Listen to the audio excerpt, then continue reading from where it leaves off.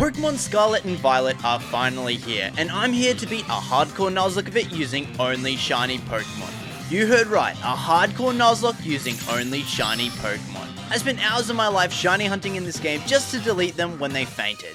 This challenge was brutal, so I'm glad you're here for the ride. Being a hardcore Nuzlocke, this of course means no items in battle, catching only shiny Pokemon. If they faint, they're dead for good, level caps for each gym, and set mode is on. Well, technically it's not, but I won't be switching. But my goal is not only to defeat every gym and beat the league, but also defeat every Titan and every Starbase, in order to unlock the final story, where hopefully I'll be able to beat AI to a row. Can I make it all the way there? It's time to find out. So to begin this game, we're going to need to get our shiny starter. What do you mean the starters are shiny locked? Bruh. Alright, I guess I'll go and hatch some eggs for it then. What? I need to beat the intro to hatch eggs? Okay, fine, I'll do it. So I head up to school, enroll in class, and check into my dorm room. We gather all the main missions, and now I can finally set up a picnic and do laps around this pond. So I was hatching eggs for 8 hours when this finally happened. Apparently if you have something between your legs and you're a Salandit, you're stuck as a Salandit forever. Shiny routes! Shiny routes! Shiny routes! Yes! Shiny routes! Let's go! So I guess our starter is going to be Routes instead. Isn't she the cutest little thing? So the first gym is the Bug Gym, and she has 3 Pokemon, the highest of which being Teddiursa at level 15. And I didn't think I could beat this gym with just routes, so I went off to hunt for one more Pokemon. But after hunting for about 6 hours with no shiny at full odds, I decided to attempt it anyway. But the first thing we'd have to do was beat the gym challenge, which of course I did flawlessly. I want to pop it over. Hey, let's go strats. That's speed strats right there. And then you go, hua, hua. And then you go, bop. This was going to be a tough battle with just routes, but I have a really solid plan in mind. The plan was simple: terrestrialize into a pure fairy type, making her bug attacks weak against me, and then put her first Pokemon to sleep, calm mine 3 stages, and heal all the damage we took with a draining kiss. And instantly things go wrong. I slept the Nimble successfully, but it drops my special attack with a Struggle Bug. So I calm mine the next turn and it wakes up straight away. And Struggle Bugs me again, decreasing my special attack back to base. So I put it back to sleep and managed to raise my special attack 1 stage overall before we were dropped to just 3 HP. So I decided to Draining Kiss now, and we do one-shot at getting most of our health back. Tarantula in next, I go for the sleep, not knowing it has the insomnia ability, and it gets me to half health. I raise my special attack 1 more stage the following turn and then take it out, getting all my health back. Her final Pokemon Teddiursa could have gone really bad, as it hits me with Fury Swipes 3 times, bringing me to just 3 HP. Thankfully we don't miss Hypnosis, and then I land 2 Draining Kisses before it wakes up. Okay, that was so risky and so dumb. I need to get another Pokemon before the second gym. So run around I indeed did for another 10 hours, hatching eggs and also looking for overworld spawns at full odds. I knew about the outbreak method, but no outbreaks were spawning in areas where I could actually catch the Pokemon. So I kept running back and forth until I discovered we could manipulate outbreak spawns by changing the time on the Switch. Having the day change would refresh the outbreak, and eventually I could find an outbreak in an area with a Pokemon below the level cap. Outbreak hunting made my life way easier as I murdered 60 plus Tarantulas and opened and closed this picnic until... So, for some reason my audio didn't record here, but this is basically what I said. Oh crikey mate, that's a big red spider, that thing will frighten a dingo. Righto mate, I'm gonna catch that with me didgeridoo. Yeah, it went something like that. So fun fact, I was talking with fellow YouTuber Just Jules at the moment I caught this shiny. He messaged me saying his Spidops just died in his Nuzlocke at the exact moment I found my shiny one. So in honor of his fallen Spidops, I named this one Tara. Reincarnation is real? Well, hopefully I can get revenge for him. So off I went to complete the next gym. We hunt down the flowers, evolve Tarantula into Spidops, and kick off our battle against the Whip Man. Leading with Petalil, we one-shot it with a Bug Bite from Spidops. Smoliv next suffers the same fate, and in comes Sudowoodo. So Jules' Spidops actually died right here to a rock throw from this thing, but my shiny Tara had learned from her mistakes and dodges the rock throw. Oh, we dodged! Let's go! Allowing me to knock out Sudowoodo with a terrestrialized Bug Bite. and that's badge number 2. Alright, let's go upgrade Miraidon. To do that, we'll need to beat the first Titan, and it being the Rock Titan Claw, we shouldn't use Spidops against it, so I used Routes instead. The plan was to Terastallize, Sleep it, and heal with Draining Kiss, and thank God we landed the sleep, as this took me to just 13 HP in one hit. Draining Kiss does increase my health, but it wasn't enough. But... Oh! Valerie toughed it out so you wouldn't feel bad! Oh! Thankfully, due to Routes tracing Clorth's ability, we do increase our special attack and finish it off the following turn. Now with how close that was, you'd think I wouldn't risk battling it for a second time, but you'd be wrong. Hiya! I went straight into the battle. We land the sleep again, and with the help from Shelter, we knock it out with a Draining Kiss and Water Gun. Yay, now we can sprint. Massive time save unlocked. So before taking on anything else, I'd decided to hit up a few more outbreaks and try find another shiny. I spent a few hours hunting Tadbulbs, and I'm almost positive one spawned and got away, but I can't really tell in this clip, but I swear that one was red. So I naturally gave up hunting that and went for Knackley instead. This was unproductive as well, wasting 3 hours with no luck. That was until I decided to hit up the Paldean Wooper outbreak. I knocked out 60 of them and destroyed the population until a little blue girl appeared. Look at this Wooper. He's sleeping. Oh, he woke up. Shit, I woke him up. Oh! Shiny Wooper! Shiny Wooper! Shiny Wooper! Yes! Okay, now we're gonna catch it. Critical catch! Let's go! Critical catch on the shiny Wooper! I named her Umeshu and evolved her into Clodsire. Clodsire's shiny is not as good unfortunately, and they should have just given it the Quagsire color and all would have been well. At least Clodsire is helpful for this run. By the way, all of this was filmed live, so if you want to see me find these shiny Pokemon live, you should totally subscribe to the channel. Oh, and while you're down there, why not leave a like? It means the world, and all your support over the past few weeks has meant so much to me.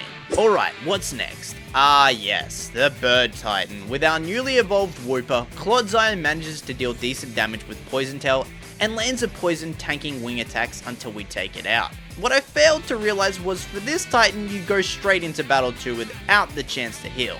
Even though we were under half health from the first fight, Bombardier attacks Arven's Knackley for the first 3 turns as both of us hit it with Poison Tail and Rock Throw respectively. It finally hits me on the final turn, but it wasn't enough to take us out, which lets me secure the dub the following turn.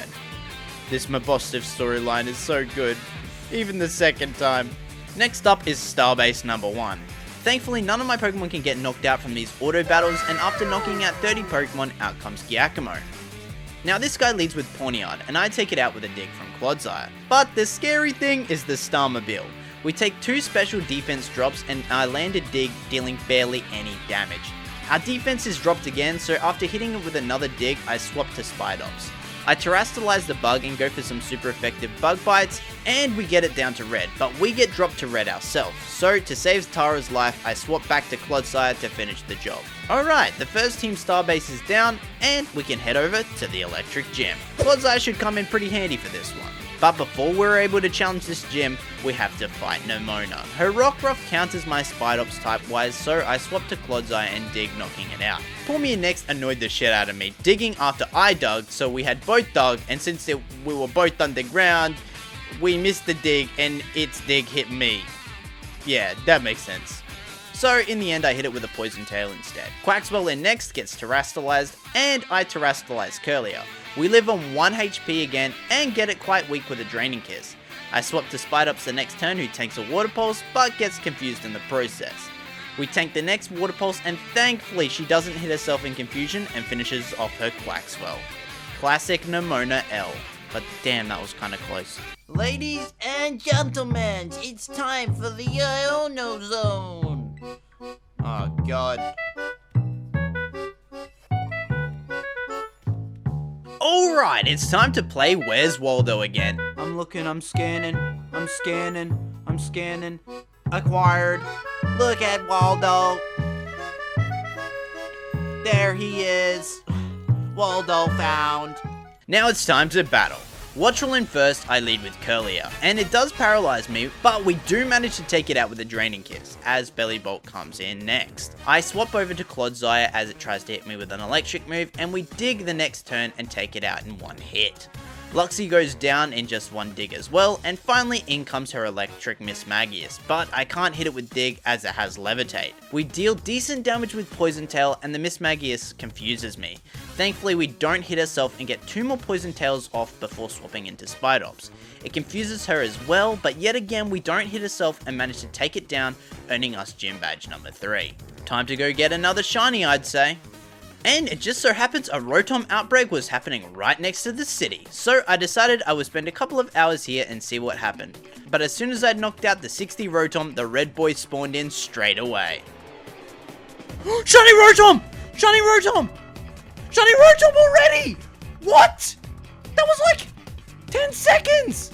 A goddamn little buzzing boy already? Are you kidding? But I wasn't done. I wanted another one. And this time, I went for the new Water Dolphin, Finizen. I hunted for 4 hours, and it got quite late, so I gave up for the night. But the next day, I open the game, do one reset, and boom. Oh! What the hell? Guys, deadass, I literally just sat down. I'll take it. What? And with that, let's take on the next starbase. We systematically destroy all of Team Star's Pokemon and the boss rides on in. She sets up the sun with a drought from Torkoal, so I lead with Clodsire. 2 digs later we knock it out, and in comes the car. At half health we do get a dig in as he lowers my defense by 2 stages. I decided to swap now as I was probably going to get one shot with our defense lowered that much, so I swapped to Finizen, who did manage to deal a little bit of damage, but we took way too much damage ourselves. So I swapped over to Rotom, and that goes poorly as well as it gets burned. So I swapped to Rouse, who also gets dropped to low health. So now my only option was to swap back to Clodsire and pray. Fortunately, it goes for Screech and then Overheat, dealing no damage, letting me barely finish it off without losing anyone. Jesus. So next up is the Steel Titan Orthworm, but I have nothing that's going to do much damage to it, unless I was able to transform Rotom. Aha! I'll beat the gym test, and once doing so, we'll unlock the market where we can buy the Rotom catalog. Now we can change it to heat form for this battle, and then come back and finish the gym. Oh wow, that was a good shout. Rotom straight up one-shots this thing. Twice! Nice! Alright, let's hit the gym then. I changed Rotom to Fridge Boy and Terrastallize him. Electro Ball one-shots his Veluza, and then same goes for his Wugtrio, and same goes for his Crabominable. Wow.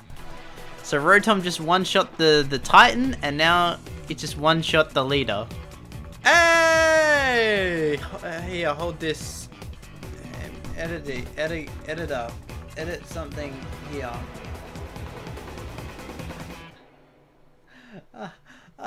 So now I headed over to the Poison Starbase high on my wins, and full of confidence with my evolved Gardevoir, I may have underestimated what I was coming up against.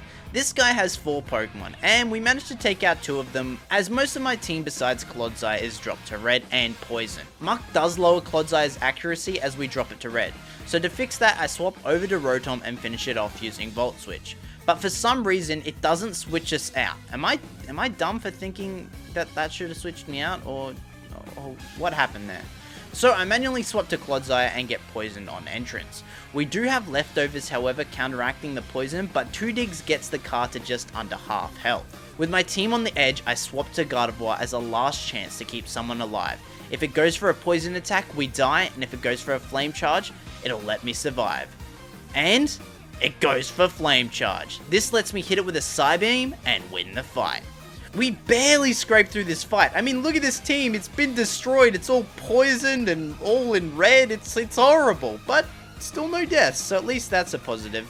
These star bases are brutal, and it's all because of their goddamn cars. Alright, time for the next gym, the normal gym. This gym's pretty easy until we get to the normal Staraptor. I went for Dazzling Gleam and brought it down to low health. Unfortunately, Facade does a lot of damage to Valerie, so I swapped to Rotom, who can't be hit by Facade, thanks to its ghost typing. All it's got to hit me with now is Aerial Ace, but that doesn't do much damage, letting Rotom finish it off the following turn. Nice. Alright, time to evolve Finizen and get shiny number 6. Shiny Neospatian. Oh, damn! I like that a lot. It's like a neon green, which is kind of cool. Not ding dong.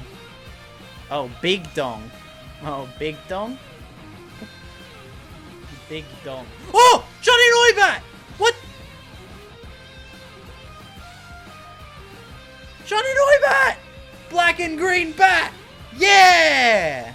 Shiny Noibat. This would be no use to me until it evolved, however, and that wouldn't be until after the final gym. Well, now it's time to hit the 6th gym, and holy shit, is that most critical?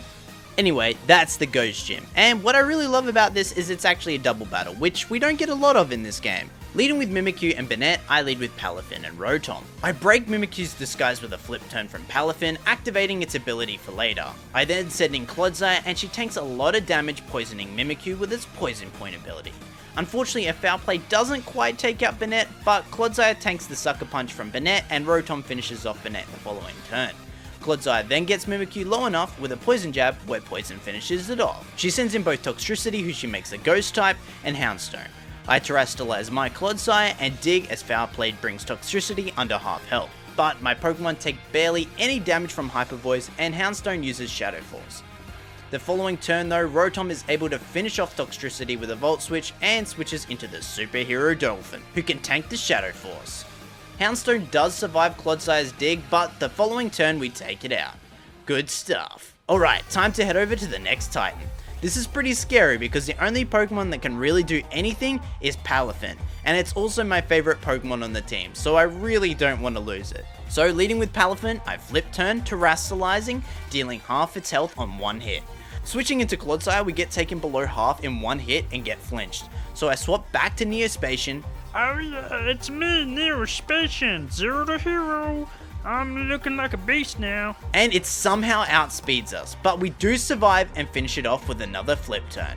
The second fight, however, is far less concerning thanks to Arven's help, and with that we acquire the ability to glide. Also, Mabosstiff is starting to feel better and it's so damn cute. Next up is Gym 7, and before we can battle it, first we have to battle Nemona. The first part of this fight is actually pretty easy as we take down a first 3 Pokemon with ease, making it to Quaquaval. With Rotom, I Terrestrialize it and hit it with an Electro Ball, almost one-shotting it. However, it retaliates by boosting its speed and lowering Rotom's health to red in one single Aqua Step.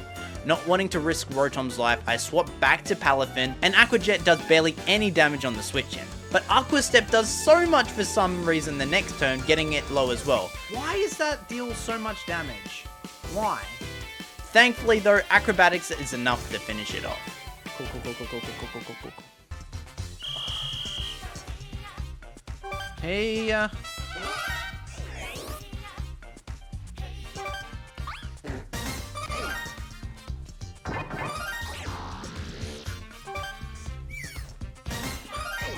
like, how long is that? And how unnecessary is that? Anyway... Alright, Gym 7 should be fine with Spidops on the team. I taught it X-Scissor going into the fight to give it an edge, and leading with Farigiraf, I Terrestrialize it and one-shot it with an X-Scissor. Her Gardevoir next, however, throws a spanner in the work by critting Tara, knocking it out. It crit! Are you joking? No, Tara! I'm sorry, Jules. Tara is gone for good now. Well, at least she served us well. Valerie will get revenge, however, as I put it to sleep in Calm Mind, raising my stats 3 stages and then one-shot her Gardevoir with one single Dazzling Gleam. In next is her Espathra, which sounds like some kind of disease. I don't know. But with our special defense through the roof, a Shadow Ball does no damage and I one-shot it with a Dazzling Gleam. Her final Pokemon goes down with just one more Dazzling Gleam as well, earning us the second last gym badge. But at what cost? No, Tara! So I'd need to find a replacement for it, and for a while I couldn't decide on what to hunt for, but I eventually landed on Glimmet. 3, 4, 5. More than I can count with my eyes. I am the great Spidops murderer. No, I guess I'm more of a great Glimmet murderer, huh? Oh! Shiny Glimmet! Shiny Glimmet! No!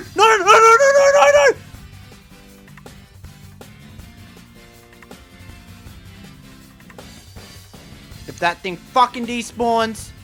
Well, it did. Psych, nah, I got to it in time, don't worry. Let's go! Let's go! Yes, look at it! That is such a nice shiny. Alright, time for Gym 8. Snowboarder Grisha is next up on the chopping block, and I had the best plan for him. It involved the best Dolphin Boy and a new move.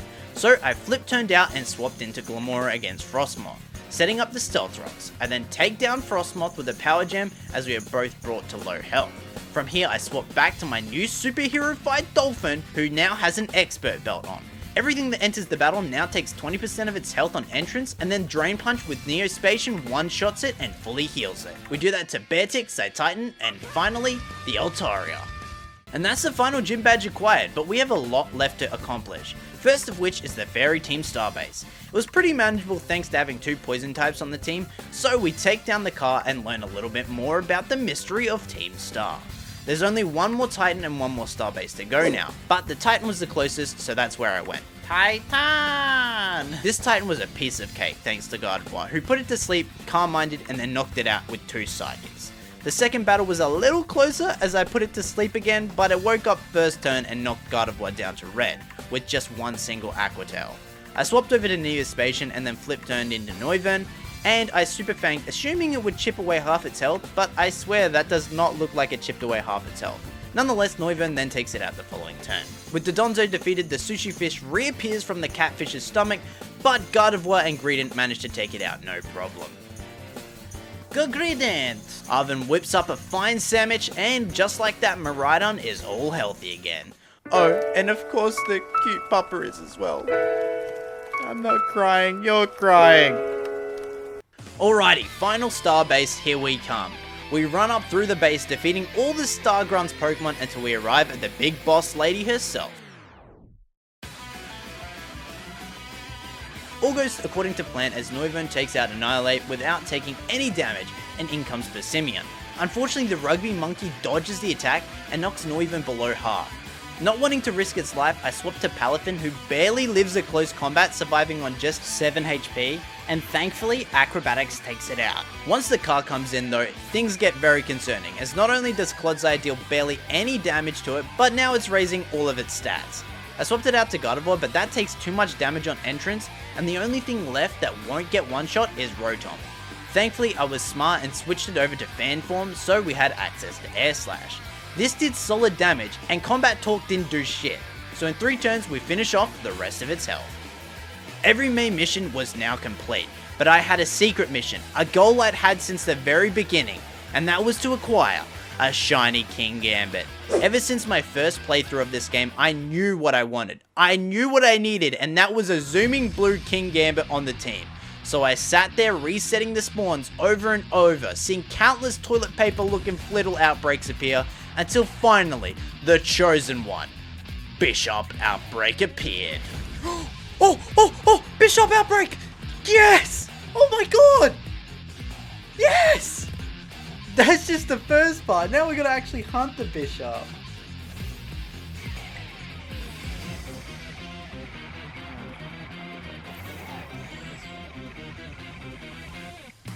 Shiny Bishop! Shiny Bishop! Shiny Bishop! And it's not small.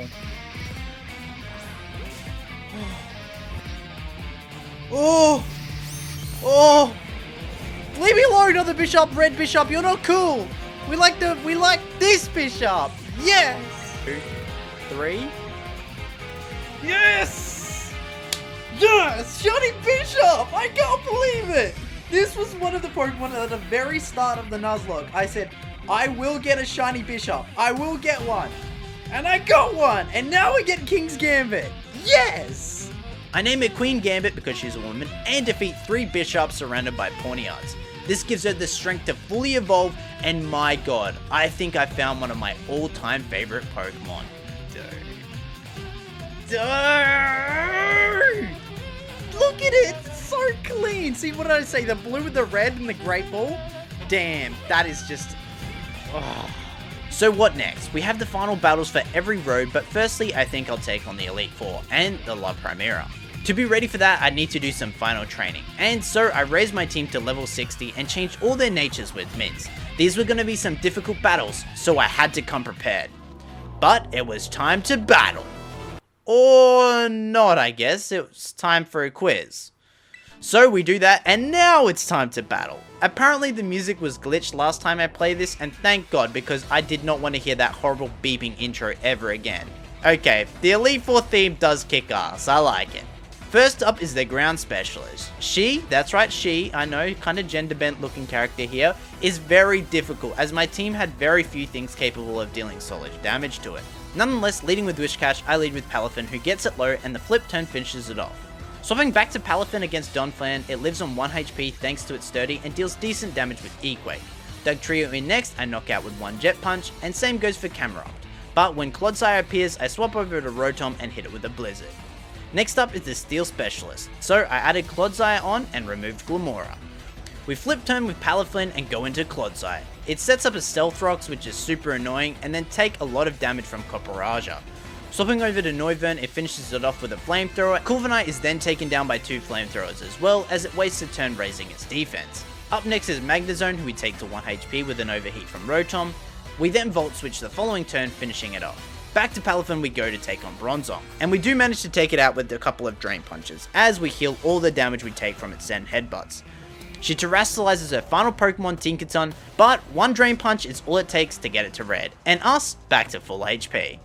It does a measly 50 damage to me with a Play Rough, letting me finish it off the following turn. Gym Leader Larry is back.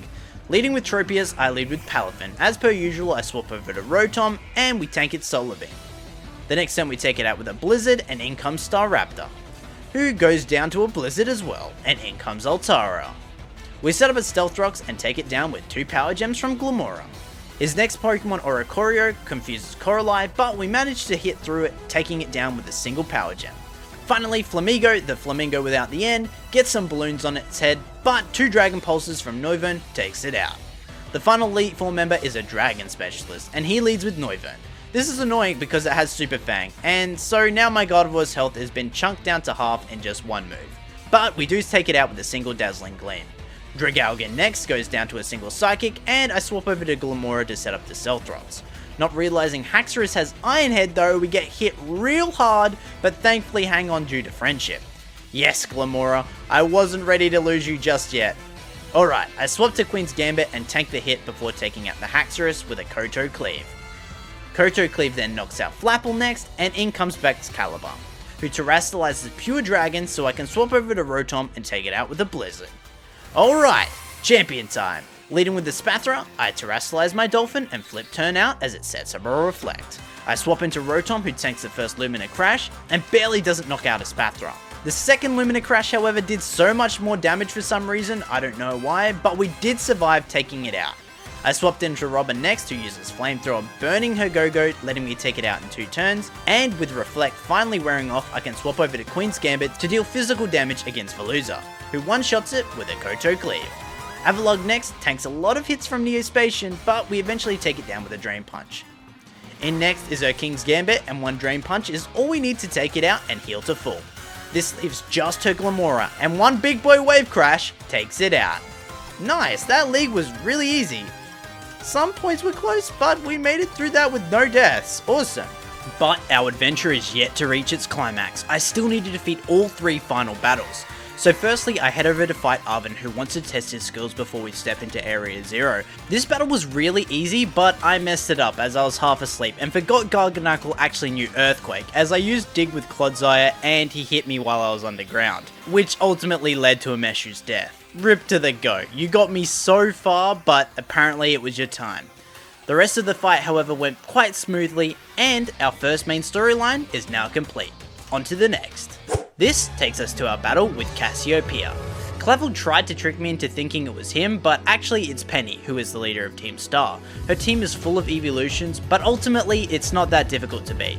This crosses off the second main storyline, leaving just the real champion battle with Nemona, and she comes at me full force. This is an ultimate battle between rivals, both at full force. She sets up Stealth Rock's first turn, which is quite annoying. We knock out her Lycan Rock before it does any damage, and I swap into Gardevoir. We manage to take out her Pawmot with a single Psychic, tanking a close combat. Against Earthworm, I send in Palafin to Drain Punch it twice, taking minimal damage from a Body Press. Somehow the Dunsparce survives a hit, but it wastes a turn letting me take it out the following turn, healing up to full. Goodra next, I swap to Rotom, who takes way too much damage on entrance, so I'm forced to swap over early into King's Gambit, who takes the Dragon Pulse easily. Koto Cleave then knocks it out the next turn, and in comes the scariest one of them all, Quaquaval, the gay duck. I swap back to Palafin as she terrestrializes it, and we heal through the Aqua Steps damage using Drain Punch. The following turn we land a critical hit, knocking out the duck, completing the final main battle. But there is one more insanely difficult battle approaching, and to get there we need to head into the crater of Area Zero. Wait. Don't jump yet, you dumbass! Oh, As we begin our descent, we are forced to battle these roboticized versions of Pokemon we've come to know, and as we reach the bottom, we come face to face with the Professor. And for the fate of the world, we must battle and destroy the Time Machine. What the hell? Where the hell did this Time Machine come from? Okay, sure, let's do this. This fight is insanely hard, and I thought I was prepared for it, but evidently not, as I didn't know the Pokemon's types and weaknesses, and I didn't really know the names of each Pokemon either. And so as the battle begun, tragedy struck. Oh, Iron Moth. Okay, that's new. Alright, I think I flipped turn. Discharge?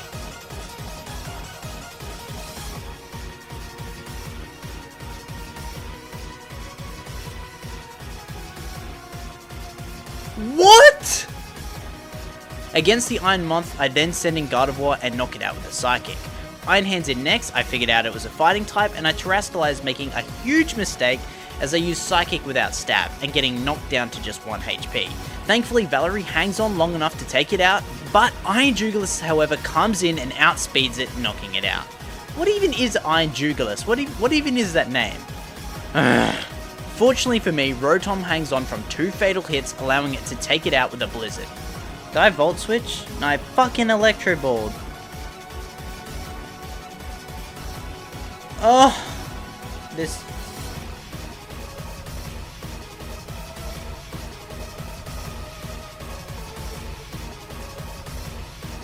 Alright, Rotom! Let's go! Iron Thorns.